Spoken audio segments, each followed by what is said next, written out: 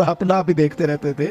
گرچہ آئینہ دیکھنا بری بات نہیں, لیکن صرف اپنا آپ ہی دیکھتے رہنا اور ہر وقت دیکھتے رہنا, خدا مجھے ایسی خدائی نہ دے کہ اپنے سوا کچھ دکھائی نہ دے. یہ بھی کوئی اتنا ٹھیک مسئلہ نہیں. آپ غور فرمائے, کیا عرض کرنا چاہتا ہوں آپ کی خدمت میں میرے عزیز. ایک تو اگر میں بڑی سمجھداری سے اور بڑے غور سے اور بڑی توجہ سے آپ کو یہ بات سمجھانا چاہتا ہوں کہ اگر حضور سے پیار کرو گے نا, تو یہ جتنی دولتوں کی اور شہرتوں کی محبت دل میں آتی ہے, یہ خود بخود نکل جائے گی, خود بخود نکل جائے گی, آسانی ہو جائے گی, جینا آسان ہو جائے. دوسری بات آپ کی خدمت میں عرض کروں, ہم نہ تازہ دم نہیں رہتے, ہم پریشان رہتے ہیں,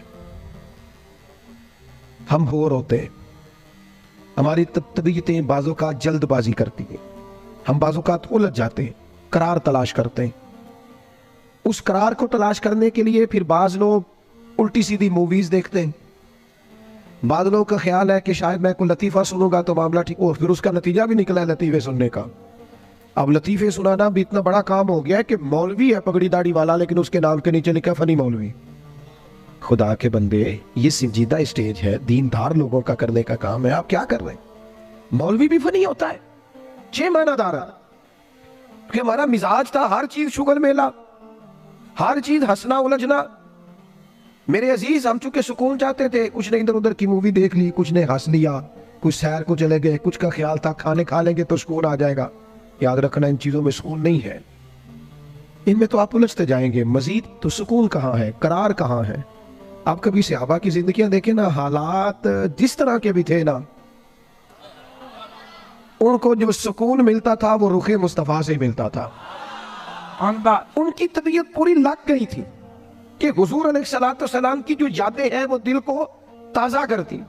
ان کا خیال تھا کہ بہار اگر کسی چیز کا نام ہے تو وہ ذکر مصطفیٰ ہے, یاد مصطفیٰ ہے اور دیدار مصطفیٰ ہے. اعلیٰ حضرت مفتی ہیں, فتویٰ دیتے ہیں. اعلیٰ حضرت مفسر قرآن ہے, کنز الایمان بذات خود ایک تفسیر ہے, ترجمہ ہی تفسیری ہے. اعلیٰ حضرت محدث ہیں, وہ جب احادیث مبارکہ کا حوالہ دیتے ہیں تو یوں لگتا ہے کہ جیسے بڑی گہری نظر ہے ان کی, راویان حدیث پر بھی, اصول پر بھی, اور حافظہ بھی مضبوط ہے حفظ حدیث کے لحاظ. ساری چیزیں ان کے پاس تھی, لیکن وہ پتہ کیا کہتے تھے؟ کہتے تھے یہ جو میرا دل چمکدار ہے نا, اور یہ جو میری طبیعت ہلکی پھلکی ہے, اس کی وجہ یہ ہے کہ ان کی مہک نے دل کے غنچے کھلا دیے. یہ میں نہیں آپ کو تقریر سنا رہا, میں تو جذبات کا اظہار کر رہا ہوں. ان کی مہک نے دل کے غنچے کھلا دیے ہیں. تو کیوں غنچے کھلا دیے؟ کہتے میرے نبی کا کمال یہ ہے کہ وہ جس راہ چل دیے ہیں کوچے بسا دیے. وہ جس راہ بھی چل دیے ہیں کوچے, حضور پر تھوڑا گزر جائے تو کام ہو جاتا ہے. قرار, سکون, سارے دکھ مٹ جائیں گے اگر دل حضور سے لگا لو گے, اگر محبتوں کا مرکز رسول پاک کو بنا لو گے. آپ دیکھیں احد کے میدان کے اندر کافر نے ایک بڑی عجیب سازش کی مسلمانوں کو پریشان کرنے کے لیے. اور بھئی آپ لوگوں کی وجہ سے اگر اتنے لوگ تکلیف میں ہیں تو آپ کو سمجھ جلدی سے بیٹھ جائے جی, جلدی سے جی, فیصلہ کرنے میں اتنی دیر, اللہ آپ کو سلامت رکھے, بیٹھ جائیں جی. اب آپ کھڑے ہیں جناب, آپ بھی بیٹھ جائیں, اللہ آپ کو برکت عطا فرمائے. اچھا ایک بندہ محفل میں کھڑا ہو جاتا ہے موبائل لے کے, اللہ کو سمجھنا چاہیے کہ باقی سارے گلمی ہے موبائل. خدا کے بندے, آپ کی وجہ سے اتنے لوگ پیچھے اگر پریشان ہیں تو آپ کو سمجھنا چاہیے اس چیز کو. اللہ تعالیٰ آپ سب کو ہنستا اور مسکراتا رکھے. نبی پاک کی ذات سے جب آپ کی کامل وابستگی ہو جائے گی نا, تو حضور کی ذات والا کا پیار, اور پیار لاروں والا نہیں ہونا چاہیے خالی جل سے محفل میں اور مائک ہاتھ میں آیا تو عشق کا دعویٰ تگڑا, خالی اس طرح نہیں. تنہائی میں بھی تو روئے حضور کی بارگاہ. ایک محفل میں ایک دفعہ حاضر تھا تو ایک نعت کا بچہ میرے پاس آیا, کہنے لگا جی میری سفارش کر دیو, میں بھی حضور دی بارگاہ چ حاضری لوانی ہے. میں کہ پتر تو گھر جا کے پڑھ لے, اتنے بھی حاضری لگ جائے گی کہ 4000 بندہ چاہیے حاضری لوان گے. حضور کی بارگاہ میں تو جہاں بیٹھ کے بھی پڑھے حاضری لگ جاتی ہے. اس کے لیے کیا ساج سمر کے مجلس ہی فقط ہو تو حاضری لگتی ہے؟ یہ بھی اعلیٰ حاضری ہے, پر وہ تو واللہ وہ سن لیں گے اور فریاد کو پہنچیں گے ہم. بس اتنا تو ہو, کوئی فریاد کرے دل سے, تو بات تو دل سے کر. آپ کی جب کامل وابستگی حضور سے ہو جائے گی نا, تو یہ غربتوں کا ڈر, یہ پریشانیاں, یہ آزمائشیں, ایک جگہ رونا نہیں رویا حضرت بلال نے کبھی اپنی غریبی کا, ایک جگہ پریشان نہیں ہوئے کبھی حضرت سلمان فارسی کے میں پردیسی ہوں, ایک جگہ بھی کبھی جناب صہیب رومی کو تکلیف نہیں ہوئی. کیوں بلا؟ اس لیے کہ حضور کی محبت ایسی دوا ہے جو ہر بیماری سے شفا عطا کر دیتی۔ احد کے میدان میں کافروں نے ایک چال چلی تھی، ان کو پتا تھا کہ کون سی بات مسلمانوں کو زیادہ پریشان کر سکتی ہے۔ انہوں نے ایک افواہ پھیلا دی تھی کہ معاذ اللہ حضور کو شہید کر دیا گیا۔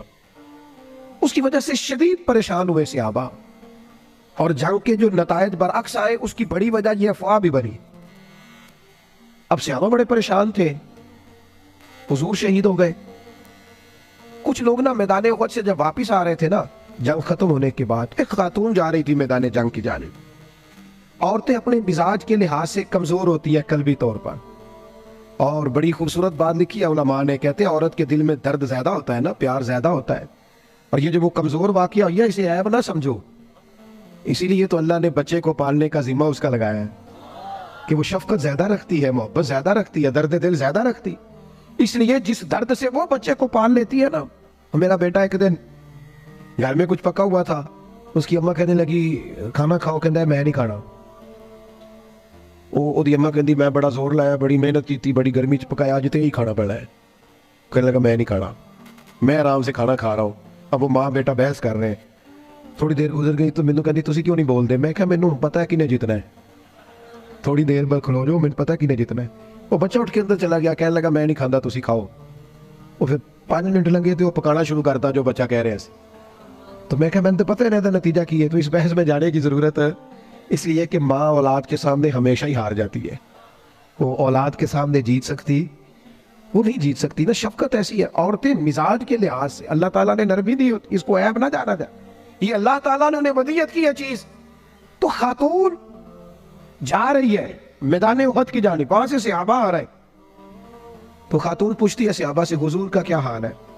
تو ایک صحابی اپنے لہجے میں گویا کہنے لگے خبر مشکل ہے پر تجھے سنانی بھی ضروری ہے، اس جنگ میں تیرے بھائی کا انتقال ہو گیا ہے۔ بہن کے لیے اس سے بڑی بھی کوئی خبر ہوگی کہ بھائی کا انتقال ہو گیا؟ وہ خاتون نے یہ خبر سنی، اِنَّا لِلَّهِ وَإِنَّا إِلَيْهِ رَاجِعُونَ پڑھا، آگے گزر گئی۔ اگلے صحابی سے جا کے پوچھتی ہے حضور کا کیا حال ہے، اور بے چین ہے، دوڑی جا رہی۔ یہ میری بات کو سمجھے آپ، کسی ایک جگہ جب آپ کی محبت کا غلبہ ہوتا ہے تو پھر بعض غم لگتے ہی نہیں، آپ کی کیفیت ہی اور ہوتی ہے زندگی گزارنے میں۔ آگے بڑھی، ایک اور صحابی ملے، ان سے پوچھتی ہے حضور کا کیا حال ہے؟ تو کہنے لگے میرے پاس تیرے لیے ایک بڑی سخت خبر ہے، تیرے شوہر کا انتقال ہو گیا۔ اس نے تھوڑی دیر کے لیے خاموشی اختیار کی، اللہ کی رضا پہ راضی رہنے کے کلمات ادا کی اور آگے بڑھی۔